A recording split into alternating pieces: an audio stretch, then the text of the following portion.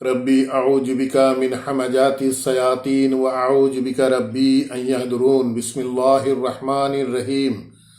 Rabbi इश्रह ली सदरी व यस्सिर ली अमरी वहलुल उक़दतम मिन लिसानी यफ़क़हू क़ौली रब्बी जिदनी इल्मन। প্ৰিয় দৰ্শকবৃন্দ, আপোনালোক আটাইলৈকে জনাইছোঁ শান্তি বৰ্ষণৰ আহ্বান। সালামুন আলাইকুম। আপোনালোক সকলোৰে ওপৰত মহান আল্লাহৰ শান্তি বৰ্ষিত হওক। আলহামদুলিল্লাহ, আমাৰ এই কোৰআন অনুবাদ ও চৰ্চাৰ ধাৰাবাহিকতাত আমি আজি আহি 251 নং খণ্ডত উপনীত হৈছোঁ। গতিকে আহক ইনশাআল্লাহ আমি আপোনালোক সকলোকে আমন্ত্ৰণ জনাইছোঁ। আমাৰ এই একমাত্ৰ পথ নামৰ ইউটিউব চেনেলটিৰ মাধ্যমত আমি ইতিমধ্যে চলাই অহা অসমীয়া ভাষাৰ বিৰল তথা ব্যতিক্ৰমী অনুষ্ঠান, যি অনুষ্ঠানে আল্লাহৰ দ্বাৰা নাজিলকৃত এই আল কোৰআনৰ অসমীয়া অনুবাদ ও চৰ্চাৰ ধাৰাবাহিকতা অক্ষুণ্ণ ৰখাৰ চেষ্টা কৰি আহি আছে। গতিকে আহক ইনশাআল্লাহ আমি আৰম্ভ কৰিব লৈছোঁ কোৰআন মজিদৰ 16 নং সূৰা আন নাহালৰ 52 নং আয়াতৰ পৰা। বিসমিল্লাহিৰ ৰহমানিৰ ৰহিম। ওয়ালাহু মা ফিস সামাওয়াতি ওয়াল আৰদি ওয়ালাহুদ্দীনু ওয়াসিবান আফা গায়ৰাল্লাহি তাত্তাকুন। প্ৰিয় দৰ্শকবৃন্দ, বিষয়বস্তুৰ প্ৰসংগৰ ধাৰাবাহিকতাত ইতিমধ্যে যোৱাটো খণ্ডৰ একেবাৰে অন্তিম যি আয়াত, অৰ্থাৎ 51 নং আয়াত, আমি আপোনালোকক পুনৰ আহ্বান জনাইছোঁ যে আহক এই আয়াতটোৰ প্ৰতি আমি প্ৰত্যেকেই খুব গুৰুত্ব সহকাৰে মনোনিৱেশ কৰি ইয়াক বুজাৰ চেষ্টা কৰোঁ। যিহেতু কোৰআন মজিদৰ এই বিশেষ আয়াতটো আমাৰ বাবে নিশ্চিতভাৱে আজিৰ সামগ্ৰিক প্ৰেক্ষাপটত আমাৰ বাবে এক চিন্তনীয় বিষয় হৈ পৰিছে। যিহেতু এই আয়াতত আল্লাহে স্পষ্ট ভাষাৰে কৈছে যে তোমালোকে কেতিয়াও দুজন মান্য কৰি নলবা, আৰু কৈছে আল্লাহৰ বিষয়ে যিহেতু তেওঁৱেই হৈছে একমাত্ৰ তোমালোকৰ মান্য। গতিকে আল্লাহে স্পষ্ট ভাষাৰে কৈছে যে কেৱল তোমালোকে মোকেই ভয় কৰা। গতিকে এই দুজনক মান্য কৰি লোৱাৰ বিষয়টো নিশ্চিতভাৱে আমাৰ কাৰণে এইবাবেই চিন্তনীয় বিষয় হৈ পৰিছে, যিহেতু আজি আমি ইছলাম ধৰ্মৰ নামত যিসমূহ নীতি নিয়ম, যিসমূহ মাসালাই কওক বা ফতুৱাই কওক ইত্যাদি ইত্যাদি বিভিন্নবোৰ বিষয় আমাৰ সমাজত বহুলভাৱে প্ৰচাৰিত হৈ আছে, তেনে গৰিষ্ঠ সংখ্যক বিষয়ে আমি এই কোৰআন মজিদৰ ভিতৰত বিচাৰি পোৱা নাই।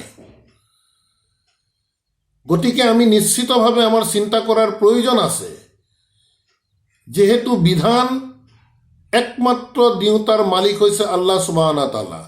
আল্লাহৰ সম্পূৰ্ণ বিধান এই কোৰআন মজিদত সন্নিৱিষ্ট হৈ আছে। গতিকে আমাৰ ধৰ্মৰ চলি অহা বিধানসমূহ যেহেতু গৰিষ্ঠ সংখ্যকে আমি আল্লাহৰ কিতাপত বিচাৰি পোৱা নাই, তেন্তে নিশ্চিতভাৱে আমি চিন্তা কৰাৰ প্ৰয়োজন আছে সেই বিধানসমূহ আহিল ক'ৰ পৰা, কোনে দিছে এই বিধানসমূহ।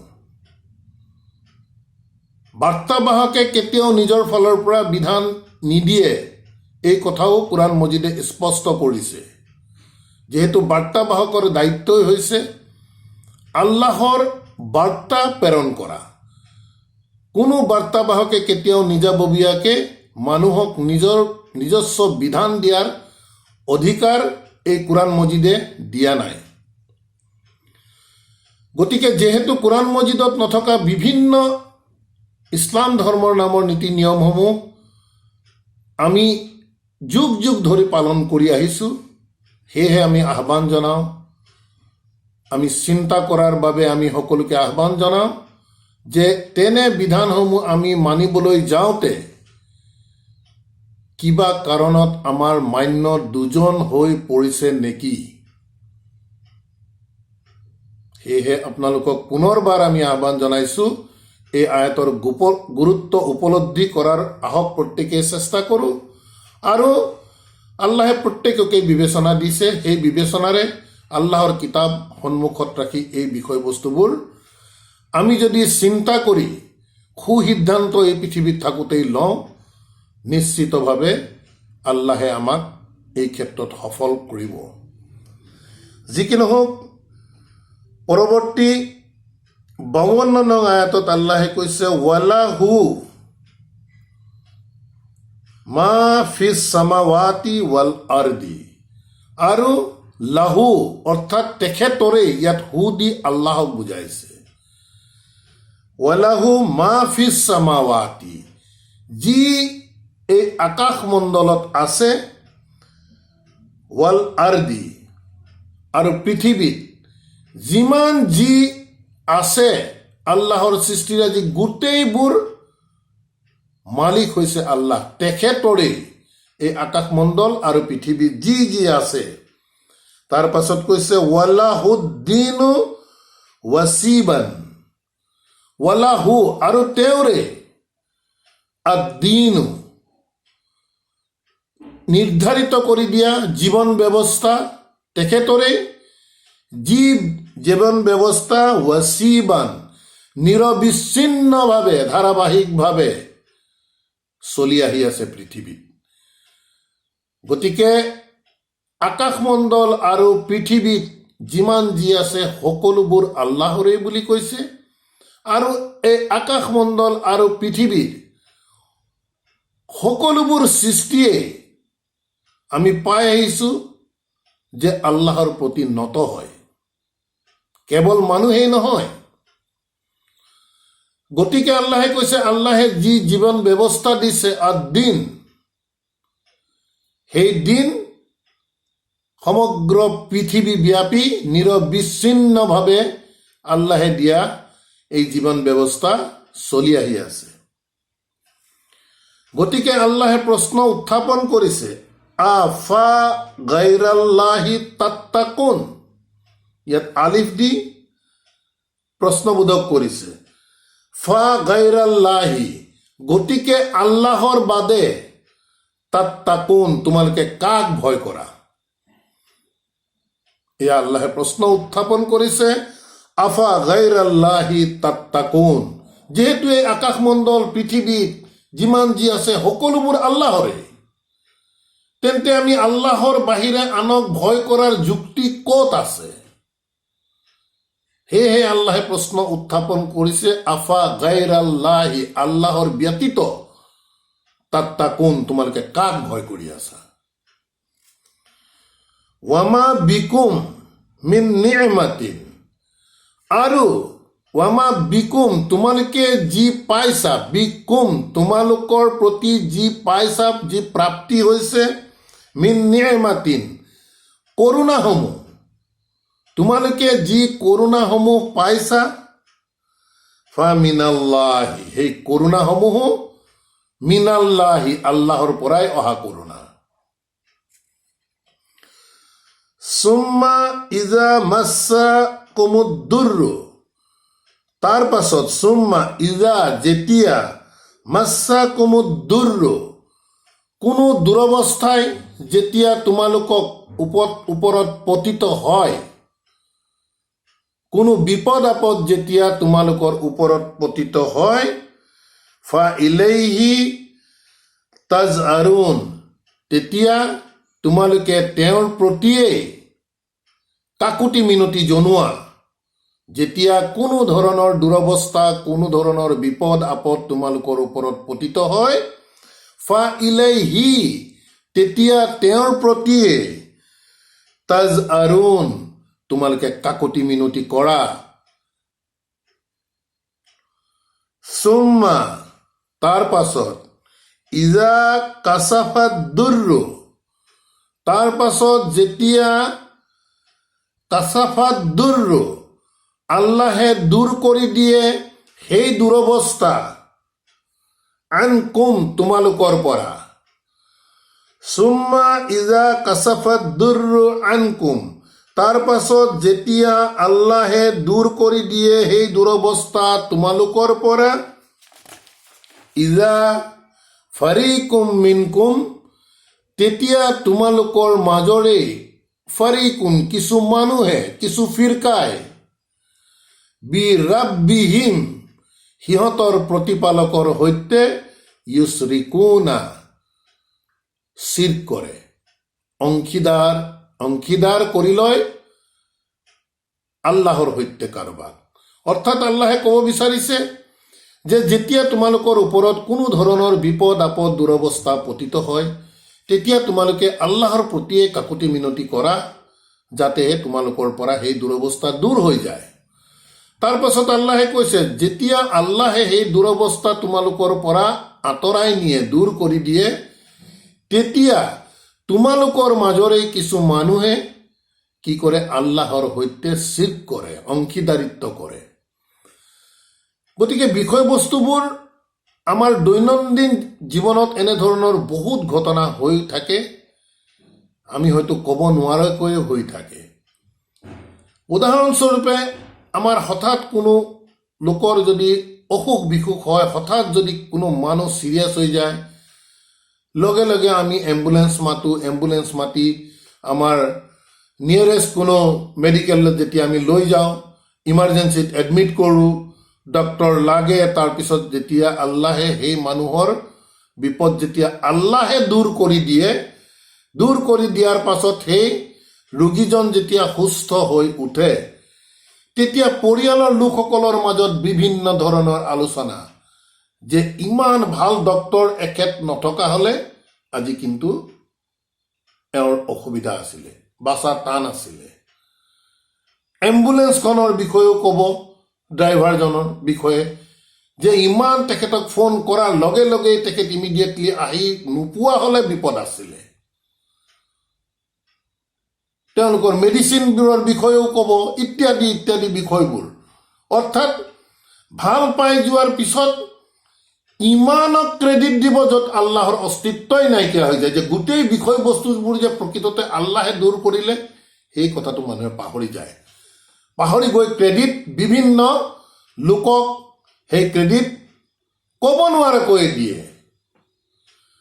গতিকে এই দিশবোৰত আমি খুব সাৱধান হোৱাৰ প্ৰয়োজন। বিপদ আপদ পতিত আল্লাহেই কৰে, আৰু বিপদ আপদ দূৰ কৰাৰ ক্ষমতা ৰাখে কেৱল আল্লাহে। কিন্তু এই দিশবোৰ আমি আমাৰ মাজত চৰ্চা নোহোৱাৰ বাবে আমি ইয়াক গুৰুত্ব সহকাৰে নলওঁ। গতিকে আল্লাহে কৈছে যে যেতিয়া তোমালোকৰ ওপৰত এনেধৰণৰ বিপদ আপদ আমি দূৰ কৰি দিওঁ, তেতিয়া তোমালোকৰ মাজৰ, সকলোৱে নহয় কিন্তু, তোমালোকৰ মাজৰ কিছু লোকে, কিছু ফিৰকাই কি কৰে, আল্লাহৰ সৈতে অংশীদাৰিত্ব স্থাপন কৰে বুলি কৈছে। গতিকে প্ৰিয় দৰ্শকবৃন্দ, আমাৰ সাধাৰণ জীৱনত এনেধৰণৰ বহুতো ঘটনা পৰিঘটনা হৈ থাকে। গতিকে আমি এই দিশবোৰত খুব সজাগ হৈ থকা প্ৰয়োজন আছে। ক্ৰেডিট একমাত্ৰ আল্লাহৰ, আন কাৰো ওচৰত কেতিয়াও ক্ৰেডিট যাবই নোৱাৰে। যি ব্যৱস্থাপনা কৰিছে, গোটেই ব্যৱস্থাপনা আল্লাহৰ দ্বাৰাই নিয়ন্ত্ৰিত হৈছে। এই কথাবোৰ আমি বিশ্বাসত ল'ব লাগিব। আৰু এনেধৰণৰ কাম কিয় কৰে, তাৰ পৰৱৰ্তী আয়াতত কৈছে, লি ইয়াকফুৰু বিমা আতাইনাহুম, ইয়াকফুৰু, অগ্ৰাহ্য কৰিবলৈ, অস্বীকাৰ কৰিবলৈ, বিমা, যি, আতাইনাহুম, আল্লাহে কৈছে আমি সিহঁতক যি দিছিলো, অৰ্থাৎ যি সিফাত দিছিলো, আমি যি দিছিলো তাক অস্বীকাৰ কৰিবৰ বাবে তেওঁলোকে ক্ৰেডিট আল্লাহক নিদি আনক এই ক্ৰেডিট তেওঁলোকে দি আল্লাহৰ সৈতে শিৰক কৰা বুলি কৈ আছে। গতিকে কৈছে ফাতামাত্তাউ, গতিকে তোমালোকে কৰা, যিমান তোমালোকৰ এনেধৰণৰ আনন্দ উল্লাস ফূৰ্তি, তোমালোকৰ বিপদ আঁতৰি যোৱাৰ পাছত, যিকোনো ধৰণৰ বিপদ, কেৱল ৰোগেই নহয়, যিকোনো ধৰণৰ বিপদ পতিত হোৱাৰ পাছত আল্লাহৰ ওচৰত আমি আবেদন নিবেদন কান্দা কাটা কৰাৰ পিছত আল্লাহে যেতিয়া দূৰ কৰি দিয়ে, মানুহে আল্লাহক পাহৰি যায়, পাহৰি গৈ আল্লাহৰ সৈতে অংশীদাৰিত্ব স্থাপন কৰে। গতিকে আল্লাহে কৈছে কৰা ফাতামাত্তাউ, গতিকে তোমালোকে কিমান ভাল অৱস্থা পোৱাৰ পিছত তোমালোকে আনন্দ উল্লাস কৰি থাকা। ফাসাউফা তা'লামুন, অতি শীঘ্ৰেই তোমালোকে গম পাবা কি হ'বলগীয়া হৈ আছে তোমালোকৰ। তাৰ পাছত কৈছে ওয়ায়াজআলুনা লিমা লা ইয়ালামুনা, আৰু সিহঁতে কৰি লয় লিমা লা ইয়ালামুনা, যি বিষয়বস্তুৰ ওপৰত সিহঁতৰ কোনো জ্ঞানেই নাই।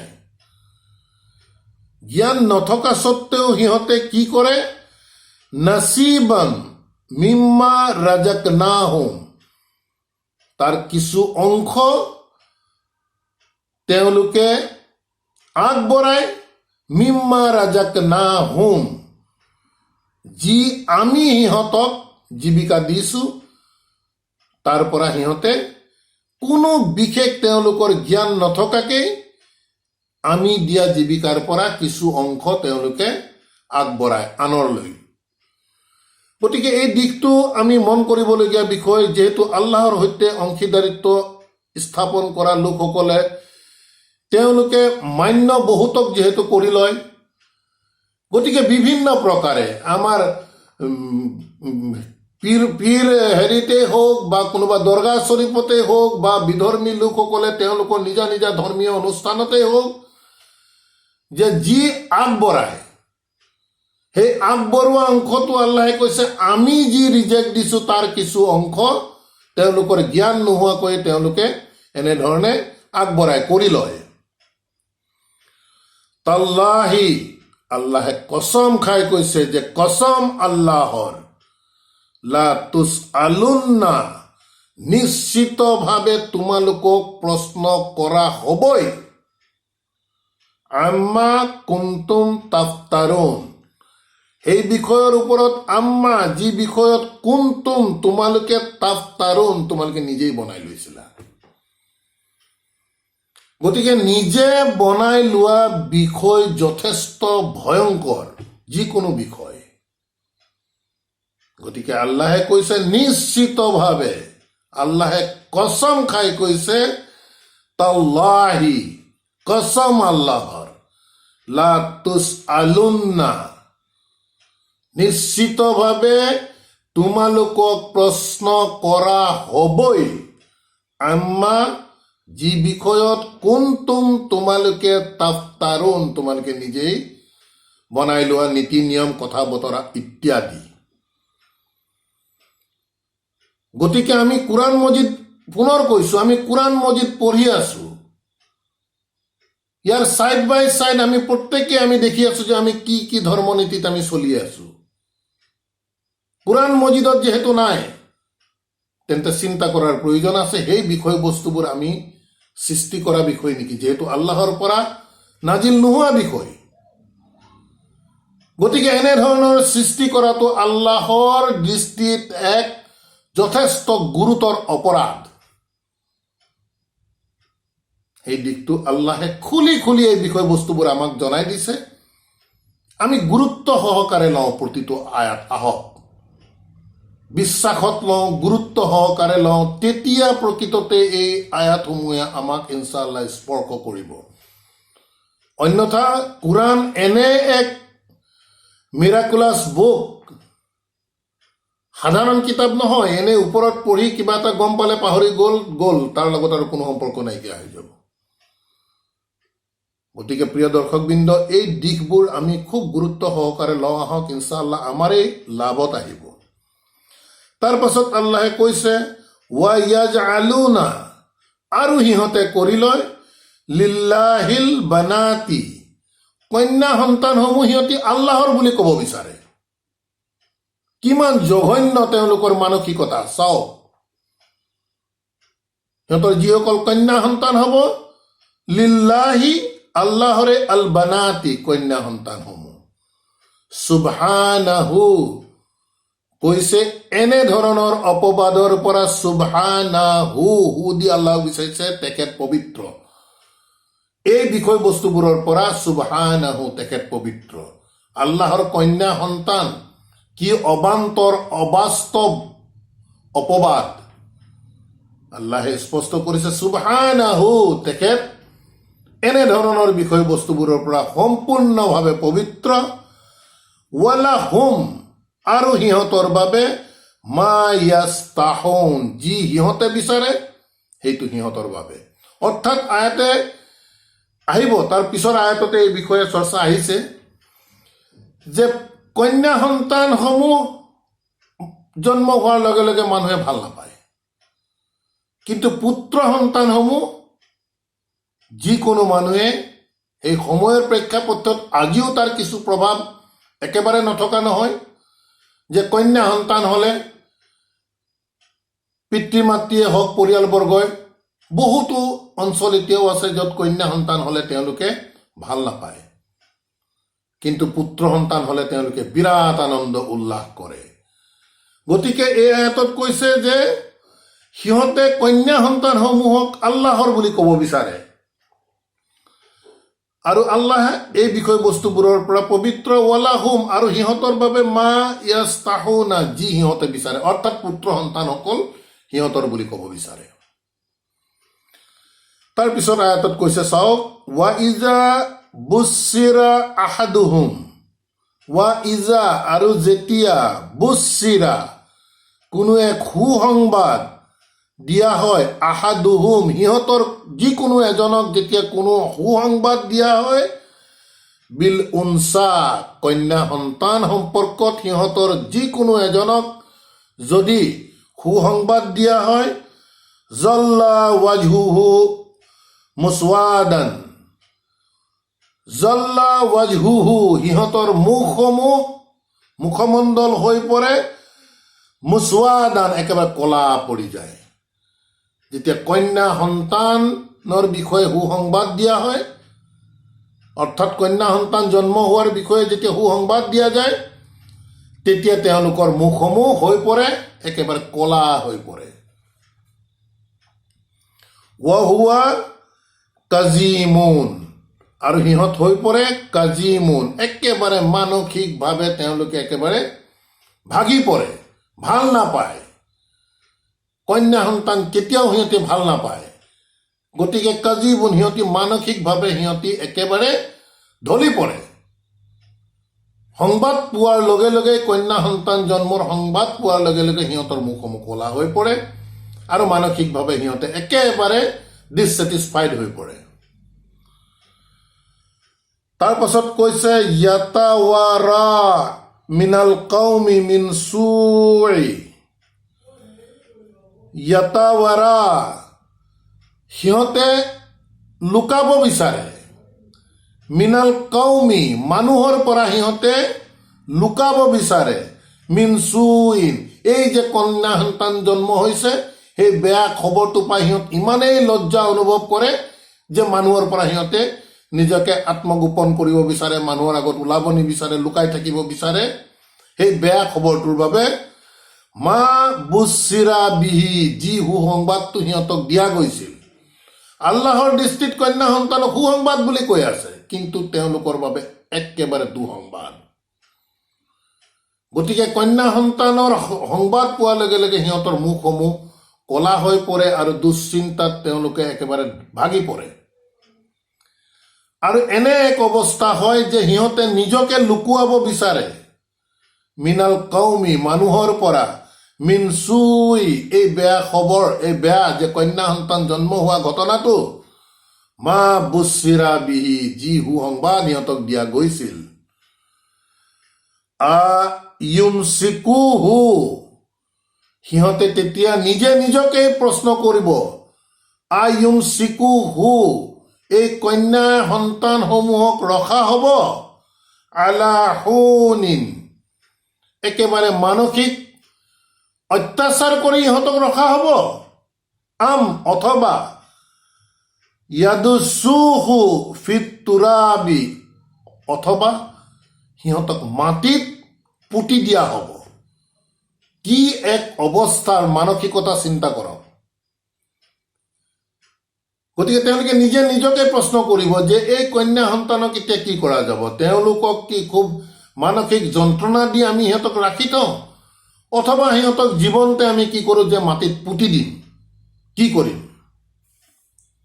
আলা, নিঃসন্দেহে চা, কি এক জঘন্য মা ইয়াহকুমুনা, যি সিহঁতে এই কন্যা সন্তান সন্দৰ্ভত যি সিদ্ধান্তৰ বিষয়ে চিন্তা কৰিছে বা সিদ্ধান্ত ল'বলৈ গৈ আছে বা সিদ্ধান্ত লৈছে, কি এক জঘন্য সিদ্ধান্ত।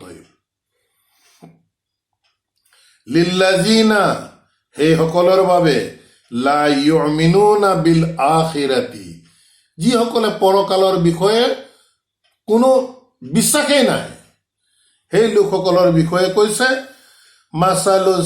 মাছালু চাওৱে, সিহঁতৰ উপমা এনেধৰণৰ একেবাৰে নিকৃষ্ট উপমাবোৰ সেইসকল লোকৰে যিসকলে প্ৰকৃততে পৰকাল সম্পৰ্কত সিহঁতৰ বিশ্বাস নাই।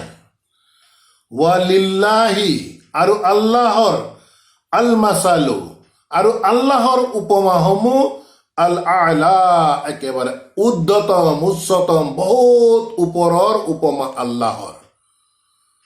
কিন্তু একেবাৰে নিকৃষ্টতম উপমা সেইসকল লোকৰ যিসকল লোকে প্ৰকৃততে পৰকালৰ ওপৰত বিশ্বাসেই নানে। গতিকে এই উপমা দি সেই লোকসকলৰ নিকৃষ্ট কাৰ্যৰ বিষয়ে আল্লাহে বুজাব বিচাৰিছে, নিকৃষ্ট মানসিকতাৰ বিষয়ে আমাক জনাই দিব বিচাৰিছে। ৱালিল্লাহিল মাছালুল আলা, আৰু আল্লাহৰ উপমা হৈছে বহু উচ্চতম, বহুত উপমা, ওপৰৰ উপমা। ৱা হুৱা, আৰু তেখেত আল আজিজু, মহাপৰাক্ৰমী, আল হাকিমু, আৰু তেখেত জ্ঞান গৰ্ভৰ মালিক, সকলো জ্ঞানৰ উৎস তেখেতসকলৰ মাজতেই, আল্লাহৰ মাজতেই আছে। তেখেত মহাপৰাক্ৰমী আৰু সকলো জ্ঞানৰ উৎস হৈছে আল্লাহ। গতিকে প্ৰিয় দৰ্শকবৃন্দ, যথেষ্ট গুৰুত্বপূৰ্ণ বিষয়সমূহ প্ৰতিদিনৰ আলোচনাতেই আহি আছে। গতিকে আমি আশা কৰিম এই কোৰাণ মজিদৰ মাজলৈ আহক, আমি প্ৰত্যেকেই সোমাই যাওঁ। আল্লাহে প্ৰকৃততে আমাকে প্ৰত্যক্ষভাৱে কৈ আছে। অলপ গভীৰভাৱে যদি কোনোবাই কোৰাণ মজিদ বুজি অধ্যয়ন কৰাৰ চেষ্টা কৰে, তেনে লোকৰ বাবে স্পষ্ট হৈ পৰিব যে প্ৰত্যক্ষভাৱে আল্লাহে পাঠককেই কৈ আছে। যিজন পাঠকে বিশ্বাস সহকাৰে আল্লাহৰ এই কিতাপ পাঠ কৰিব, তেওঁ বুজি উঠিবলৈ সক্ষম হ'ব যে কথা বতৰাবোৰ প্ৰকৃততে আল্লাহে আমাকেই কৈ আছে। আৰু আল্লাহে এই কোৰাণ মজিদত কৈছে যে ইয়াত প্ৰকৃততে তোমালোকৰ কথাই আলোচনা কৰা গৈছে।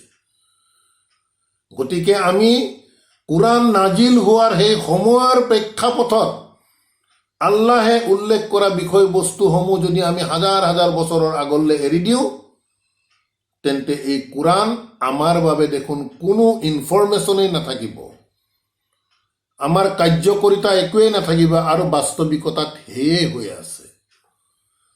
সেয়ে হৈছে এই কোৰাণৰ বিধি বিধান আমি কেতিয়াও মানি চলা নাই। বিধি বিধানৰ বাবে কোৰাণৰ বাহিৰত আমাৰ বিশেষ বিশেষ কিছু ধৰ্ম নীতি আছে। গোটেই পৃথিৱীতেই এনেধৰণে আল্লাহৰ কিতাপক জপাই থৈ প্ৰচলিত ধৰ্ম নীতি অনুসৰি যুগ যুগ ধৰি চলি আহি আছে, আৰু হয়তো কিয়ামতলৈকে এনেধৰণেই চলি থাকিব। গতিকে এনে এক বিপদসংকুল অৱস্থাত আলহামদুলিল্লাহ আল্লাহ সুবহানাহু ওয়া তাআলাই যিহেতু আল্লাহৰ কিতাপ আমালৈ খুলি দিছে, কিছু হলেও আমি ইয়াক বুজিবলৈ আল্লাহে আমাক ক্ষমতা দিছে, আল্লাহে বুজাইছে। গতিকে আমি এনেধৰণৰ বিপদৰ এক অৱস্থাত আহক, আমি আল্লাহৰ কিতাপক প্ৰত্যেকেই খামুচি ধৰোঁ, প্ৰত্যেকেই বুজাৰ চেষ্টা কৰোঁ, প্ৰত্যেকেই ইয়াৰ নীতি আদেশ আমাৰ জীৱনত অনুশীলন কৰাৰ চেষ্টা কৰোঁ। লগে লগে আমাৰ অতীত জীৱনৰ যিমানবোৰ আমি অজানিতে ভুল বিশ্বাস, ভুল কৰ্ম, ভুল বিশ্বাস আৰু ভুল কৰ্ম আমি তাকে অভিহিত কৰিব বিচাৰিছো যিসমূহ কৰ্ম যিসমূহ বিশ্বাস আল্লাহৰ কিতাপত আমি বিচাৰি পোৱা নাই। তেনেধৰণৰ ভুল বিশ্বাস ভুল কৰ্মৰ পৰা আমি আঁতৰি আহি আল্লাহে দিয়া এক স্পষ্ট নীতি নিয়মৰ মাজত আহক ইনশাআল্লাহ আমি প্ৰত্যেকেই সোমাই যোৱাৰ চেষ্টা কৰোঁ। আলহামদুলিল্লাহ, আমাৰ আজিৰ এই অনুবাদ ও চৰ্চাৰ ধাৰাবাহিকতা আমি ইমানতে সমাপ্ত কৰিব বিচাৰিছো। ইনশাআল্লাহ পৰৱৰ্তী খণ্ডত পৰৱৰ্তী আয়াতৰ পৰা আমি আগবাঢ়ি যোৱাৰ চেষ্টা কৰিম। ৰব্বানা আমান্না বিমা আনজালতা ওয়াত্তাবা'না ৰাসূল ফাকতুবনা মা'আস শাহিদিন ওয়ামা আলাইনা ইল্লাল বালাগ ওয়ামা তৌফিক ইল্লা বিল্লাহ। সালামুন আলাইকুম।